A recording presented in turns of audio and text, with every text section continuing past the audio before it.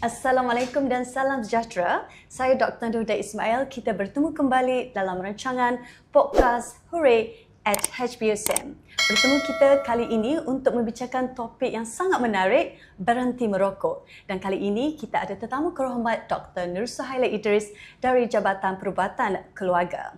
Apa khabar Dr. Nur Suhaila Idris? Okay, Assalamualaikum. Alhamdulillah sihat. Okey, Dr. Nur Suhaila Idris adalah koordinator kepada klinik berhenti merokok HBUSM. Kini kita akan membincangkan mengapa isu berhenti merokok masih sangat relevan ya doktor untuk dibincangkan pada hari ini. Kenapa adakah masalah merokok ni masih relevan? Sebagaimana kita maklumlah permasalahan berkenaan dengan merokok dan kesan kepada kesihatan ni sejak dari dulu sampailah sekarang dan malah saya rasa lebih membimbangkan kerana kita mendapat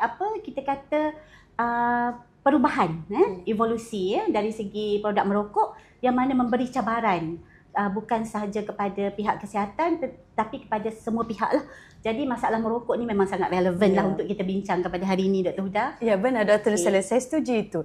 Dari sudut perubatan, bagaimana ketagihan merokok boleh berlaku sebenarnya? Okey, sebagaimana kita maklumlah ya, apa yang menyebabkan ketagihan ni apabila seseorang merokok tu asal-asal kan dia nak mencuba je kan. Asal-asal daripada nak mencuba, terutama golongan remaja dan sebagainya. Tetapi kandungan di dalam rokok tu ataupun produk merokok ni dia ada satu bahan kimia dinamakan nikotin. Ya benar. Nikotin inilah yang orang kata memerangkap seseorang tu daripada untuk berhenti.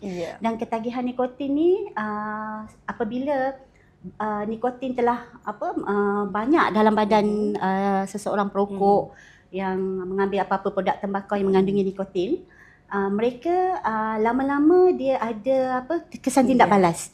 Walaupun kesan tindak balas macam mana dia menyebabkan ketagihan. Benar.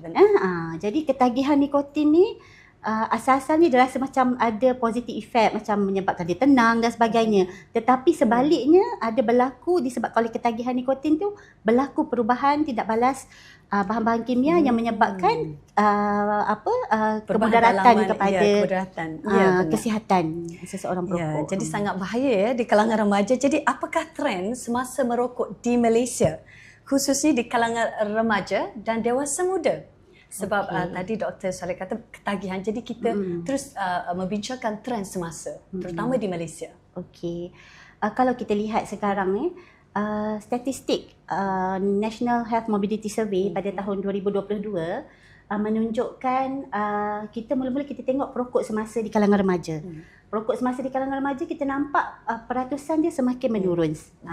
Agak lega kan? Tetapi sebaliknya berlaku di mana data menunjukkan NHMS 2022 menunjukkan peningkatan yang agak tinggi lah bilangan ataupun peratusan remaja yang menggunakan rokok elektronik, yang mana peningkatannya daripada 9.8% pada tahun 2017 meningkat kepada 17.8% pada tahun 2022 lah. Jadi itu memberikan satu cabaran kepada pihak Dr. Nur Suhaila dan khususnya. Jadi apakah sebenarnya cabaran utama yang dihadapi oleh perokok apabila mereka cuba berhenti merokok? Okey. Sebenarnya kalau kita balik semula kepada ketagihan nikotin tadi kan, itulah punca utamanya di mana kita pun ketahui kalau kita tanya pesakit kan bukan tak nak berhenti dan kebanyakan perokok ni yang merokok ni mereka ada keinginan untuk berhenti. Tetapi yang menjadi penghalang tu ialah kita kata diperangkap oleh ketagihan nikotin tu yang menyebabkan mereka tak boleh. Contohnya dia berhenti kan, bila berhenti berlakulah sindrom tarik dalam badan mereka sebab nikotin dah banyak, paras nikotin dah banyak dalam badan mereka. Jadi mereka akan merasakan keperluan macam nak berlawan ketagihan tu tak berjaya. Jadi itu yang menyebabkan antara cabaran lah kan kepada mereka yang merokok selain daripada faktor-faktor lain lah. Betul. Jadi kalau begitu sangat cabaran, jadi mengapa ramai perokok gagal walaupun telah mencuba beberapa kali dari segi ketagihan nikotin itu sendiri, ataupun mungkin ada beberapa faktor yang mungkin kita akan membincangkan pada sesi kali ini untuk para pendengar, ya Dr. Nur. Okey, maksud Dr. Huda cabaran menyebabkan kenapa mereka gagal berhenti ya. Sebagaimana saya bagi tahu tadi lah. Betul. Yang mana mereka tidak dapat melawan sindrom tarik ataupun withdrawal symptoms dan juga kalau kita lihat cabaran daripada faktor sekeliling pun mainkan peranan lah. Kadang-kadang bila seseorang merokok ni nak berhenti merokok, dia ada kumpulan dia kan. Betul. Jadi dia rasa macam ada dari segi psikologi yang menyebabkan dia rasa kawan-kawan dia masih merokok, bau rokok pun dah rasa sedap. Jadi itu antara faktor-faktor yang boleh menyebabkan mereka susah sikit, gagal sikit untuk berhenti lah. Faktor persekitaran dan juga ketagihan. Dari segi ketagihan ya Dr. Nur, kita tengok kita pun ada ni penaja daripada kopi koperasi ketagihan. Tapi ketagihan ni perlu kita cegah daripada terus berlanjutan. Jadi di HBUSM kita ada klinik berhenti merokok ya. Jadi apakah jenis rawatan atau pendekatan yang ditawarkan di klinik berhenti merokok HBUSM? Okey, bila bercakap pasal ketagihan nikotin ni ataupun bagaimana nak berhenti merokok ni, kita menekankan aspek rawatan tingkah laku lah. Behavior therapy. Sebab tabiat merokok ni dia dah lama dengan seseorang tu kan. Jadi bukan sahaja kita bagi rawatan dari segi farmakoterapi, tetapi kita ada juga rawatan psikoterapi. Dan sebelum seseorang pesakit tu datang ke klinik berhenti merokok, mereka akan dilihat oleh doktor lah, dilihat oleh doktor dan diambil sejarah merokok dan sebagainya. Seterusnya pemeriksaan kesihatan, kita akan juga periksa tahap karbon monoksida di dalam paru-paru mereka.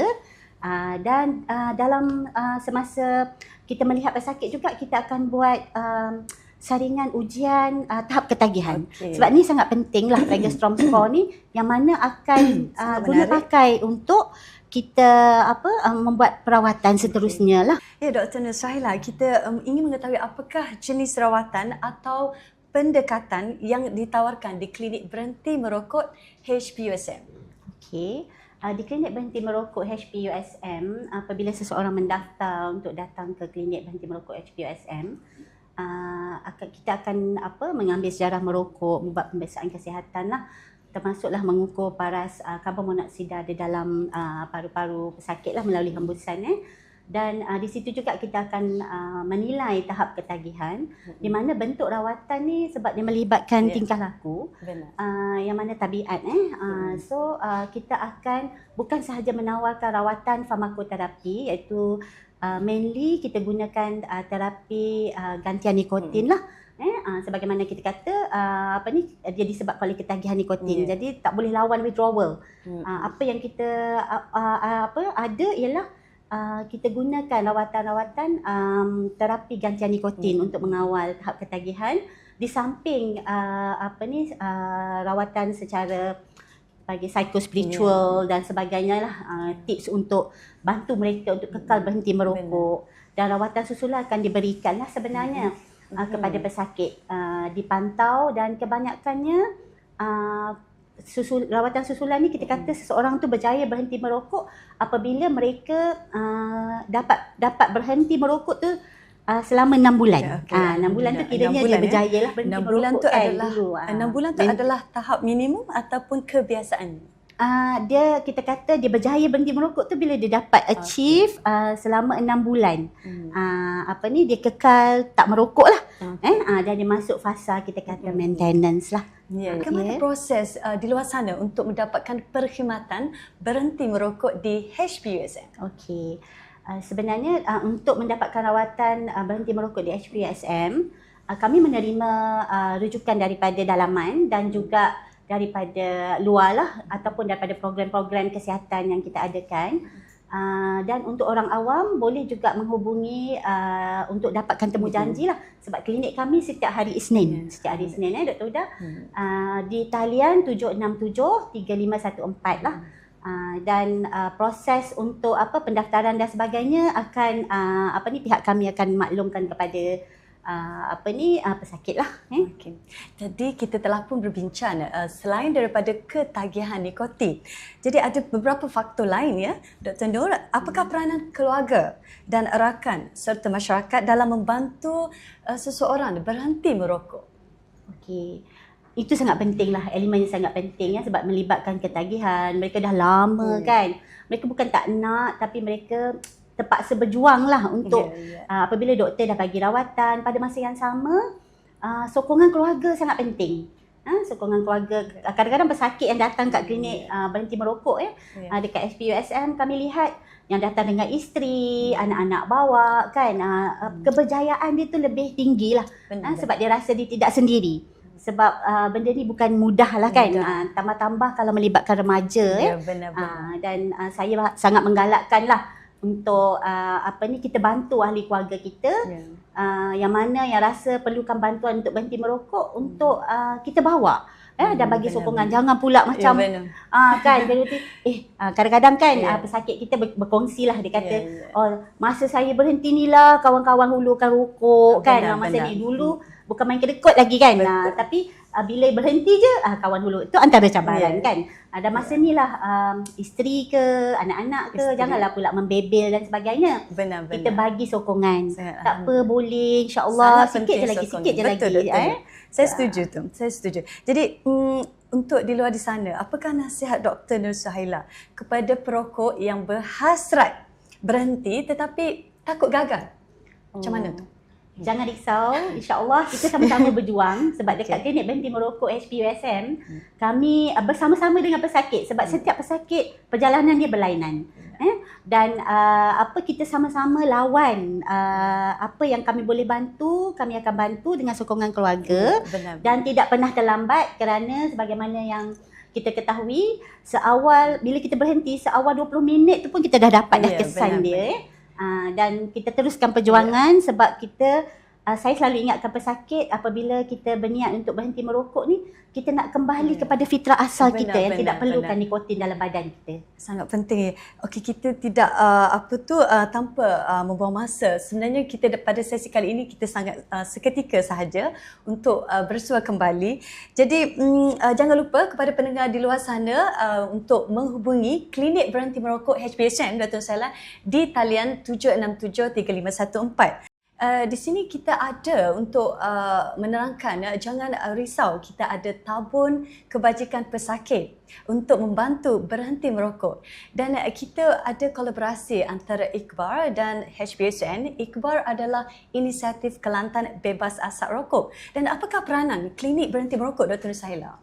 Okey, mengenai inisiatif Kelantan Bebas Asap Rokok kita secara langsunglah sebenarnya Jabatan Perubatan Keluarga dan pihak kami bersama dengan Persatuan Perubatan Keluarga USM Malaysia ataupun FAMAS bersama membantu kerajaan negeri dan juga Jabatan Kesihatan Negeri Kelantan untuk menjayakan dan melestarikan inisiatif Kelantan Bebas Asap Rokok, di mana kita Kelantan telah berjaya untuk mewartakan zon tambahan kawasan bebas asap rokok untuk kesejahteraan rakyat lah. Dan di sini peranan bukan sahaja membantu dari segi membantu perokok untuk berhenti merokok, tetapi juga kami berperanan dalam advokasi, promosi dan pencegahan merokok terutama di kalangan remaja, iaitu melatih golongan remaja untuk mengelakkan daripada aktiviti merokok, termasuklah menghisap vape sebagaimana yang kita ketahui sangat mencabarlah sekarang ni kan. Dr. Nur Suhaila, apakah jenis rawatan atau pendekatan yang ditawarkan di klinik berhenti merokok HPUSM? Okey, sebagaimana kita ketahui dia melibatkan ketagihan nikotin, jadi rawatan yang disediakan di klinik berhenti merokok HPUSM bukan setakat psychological ataupun psychosocial support, tetapi terapi tingkah laku dan kita ada bantuan dari segi farmakoterapi, iaitu terapi gantian nikotin, yang mana sekarang ni saya rasa kalau lihat daripada pengalaman lebih ramai pesakit berjaya berhenti sebab dapat mengawal tahap ketagihan tu dengan produk-produk kita kata terapi gantian nikotin dalam bentuk perawatan. Dan kalau kita lihat kat sini, dia ada dalam bentuk bukan setakat chewing gum ataupun dalam kita Sangat panggil menarik, bukan macam chewing gum biasa ya. Nanti doktor akan terangkan bagaimana nak menggunakannya lah. Dan juga dalam bentuk macam koyok koyok ataupun tampalan dan yang terkini pula kita ada dalam bentuk mist dalam bentuk mouth spray yang mana memudahkan pengguna lah kan. Tapi saya disclaimer yang ni adalah produk terapi gantian nikotin lah, yang mana akan ada je di mana-mana perkhidmatan berhenti merokok di Malaysia. Dan sebab itulah saya merayu kepada siapa yang ingin mendapatkan bantuan untuk berhenti merokok, segera datang ambil kita panggil temu janji lah kan dekat klinik untuk kita bantu. Apakah mesej terakhir Dr. Nur kepada masyarakat berkaitan usaha berhenti merokok? Saya ingin menasihatkanlah dan menyeru kita sama-sama berhijrah lah kan untuk ke arah kesihatan yang lebih baik. Dan kami di pihak klinik berhenti merokok HPUSM mengalu-alukan untuk mendapatkan temu janji. Dan tidak pernah terlambat sebenarnya untuk berhenti, tak kira lah sebab pesakit ada yang seawal umur remaja dan sehinggalah tok ayah yang berumur 80 lebih pun masih ada yang datang untuk mendapatkan rawatan untuk berhenti merokok. Kita bebaskan dan macam tagline video yang USM pernah keluarkan daripada MPRC, tinggalkan asap sesara, dakap sejahtera atau bahagia. Sebelum kita untuk mengakhiri rancangan podcast Hooray at HPUSM, saya ingin berterima kasih kepada penaja juga Dr. Zainal. Sedap, sangat terima kasih kepada penaja kopi Koperasi HPUSM. Dan saya ingin menjelaskan kita ada quiz dan jangan lupa para penonton untuk mengikuti di akhir rancangan ini untuk terus bersama kami dan subscribe, like podcast Hooray HPUSM. Begitu sekali, terima kasih banyak-banyak Dr. Saleh Idris, dan saya ingin berterima kasih kepada kru kita sehingga kita tidak lupa di luar sana, dan para penonton sekalian untuk terus bersama kami. Salam hormat. Assalamualaikum.